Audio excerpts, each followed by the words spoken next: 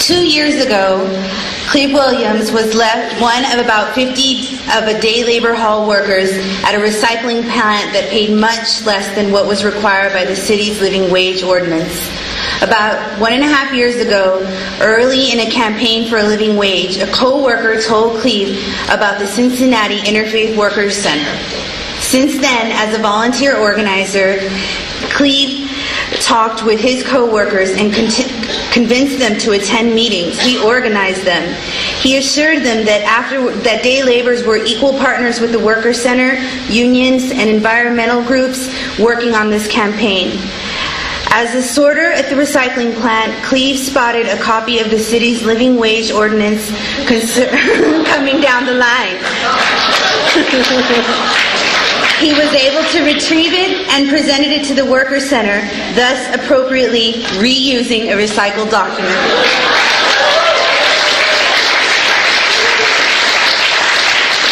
Please welcome Cleve Williams.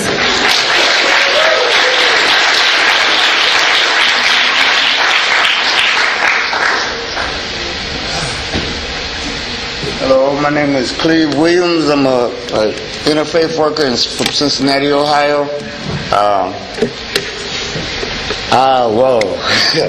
In 2003, the city of Cincinnati passed a law that any city employees, anybody that received a contract from the city, would pay a living wage to all of its employees. They subcontracted. It was living wage required. I started working in Cincinnati at the end of 2006 at Rumpke. It's a recycle company.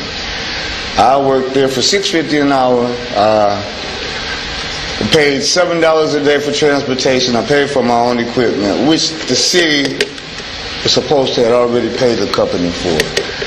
I worked there for a while, and I ran into a co-worker, Fraser Kid, and he would talk about interfaith and a living wage, and I'm thinking, oh, this guy is crazy. He's trying to make me lose my job. So I dealt with it for a while. I listened to him. I went to a couple of meetings. I really didn't get interested in it until one day. Well, my job was working as a sorter on a screener. That's when the garbage first comes in. You got to dig through this stuff, pull out cardboard, paper, and you do this for 12 hours a day, And I did it. And one day I just happened, I guess it was luck, to dig in this trash, and I saw a big black notebook that said living wage. So I pulled it out. I threw it to the side because you can't stop work to read a book. And so at the end of the day, I took it home, I read it, and I saw this living wage, and it explained who was to get a living wage, which it was supposed to be anybody that worked for the city that didn't receive medical benefits. So Scott Fraser kept bugging me about interfaith, so I got this book. I go down there, I meet Don Sherman, I think I met Brennan, George, and I show everybody this book, and everybody started laughing. They thought it was funny. And I said, well, we're supposed to be making, I think at that time it was $10.60 or $10.70. I'm making $6.50, so I got with them guys. We started organizing, passing out flyers. On the Reds opening day game, we would be out there passing out flowers, marching, and just protesting. And one day, Jeff Rumpke, the owner of Rumpke, he called us down because I was passing out flyers on the job too. I was mad by then. So he called us, all temporary employees, to his office, and he asked us, did we have a problem?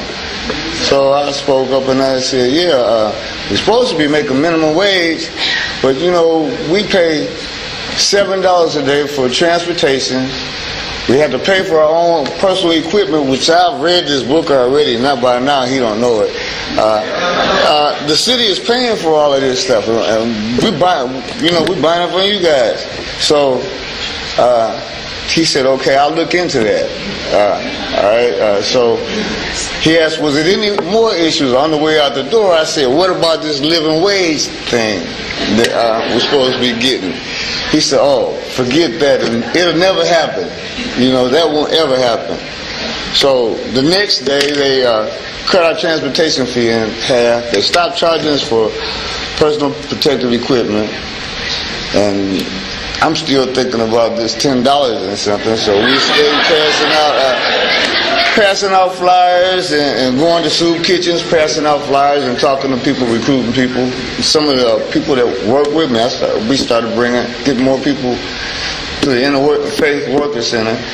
And to make a long story short, and June 1st, well, no, let me go back.